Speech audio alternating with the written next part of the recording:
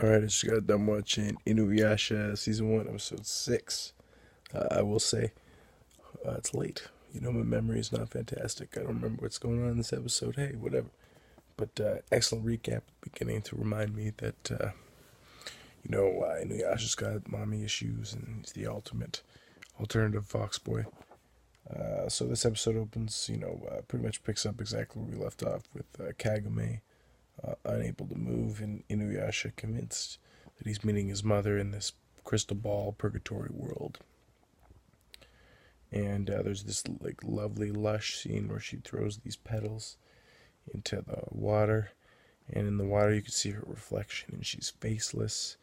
Kagome re-acknowledges that you know all this stuff, and it kind of falls into this flashback of how his mother used to embrace him when he was a child, and you see these flashbacks of him in Inuyasha being held by his mother as in child. Inuyasha is exactly the same but tiny. Exactly, it looks dead the same but miniature. It's pretty funny, honestly. It was but it was super cute and effective in what they were trying to get across in terms of the whole. He was pretty upset that his mom died, and fulfilling this longing, and it's just an illusion of his mother being controlled by his brother and by his brother's assistant Jackin. What was his brother's name? I don't remember his brother's name. Sachiro, something like that. And then so Inuyasha's brother is essentially, they called it the Unmother. I'm gonna go back here. The Unmother. That was the name of the mother hallucination fantastical creature created by uh, Inuyasha's half brother, searching for his father's tomb to find his father's treasure. And so basically what goes down is he gets attacked. Sesshomaru, there it is.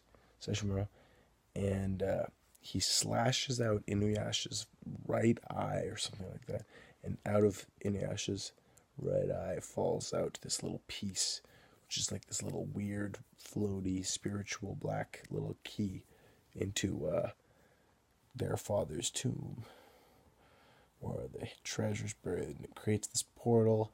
Kagome and Inuyasha get sucked into the portal. Inside the portal, there's like the Excalibur sword that Sashimoro tries to pull, and Inuyasha tries to pull. And there's all sorts of fighting, and it's very compelling. Like it's incredibly confusing and convoluted, but essentially it's just these guys are crazy spiritual demons. Anything can happen. People aren't gonna die, but So yeah, they're in their father's tomb, and there's all this fighting between the whole lot of them. And what I need to emphasize is that Kagame is very capable. She doesn't really want to be helped, but she's not used to this feudal alternative dimension stuff. This episode, actually, I want to go back to. This episode did the first back and forth where it went to the mother and her third grade brother in the house worrying about her, being like, she's been back in this long. And the fact that they're pretty chill about her, like dimension traveling and filling this spiritual quest, this strange, I guess they're shrine folk, which was established early on. I guess that makes sense actually. But yeah, so they all take turns throughout the episode trying to pull this sword out as a way to finish the battle and to cement this. And then Kagame essentially does it by accident, which was built up over the course of the last 7 or so minutes of the episodes, and it's pretty exciting. One thing I will say as well is that I would like to do more research into the author of this series. Can't remember off the top of my head what the name of the author of the series is, but I'd like to be able to talk to you about this. But what I will say is that Kagame is clearly the chosen one, and jewelry, with the whole like tomb in the eye and like inner jewelry being tangible in all of this is definitely a very interesting theme. And a lot of the sort of semi hallucinogenic demon fantasies in this series just make it sit so much more interestingly outside of its predecessors and contemporaries. Thanks for watching.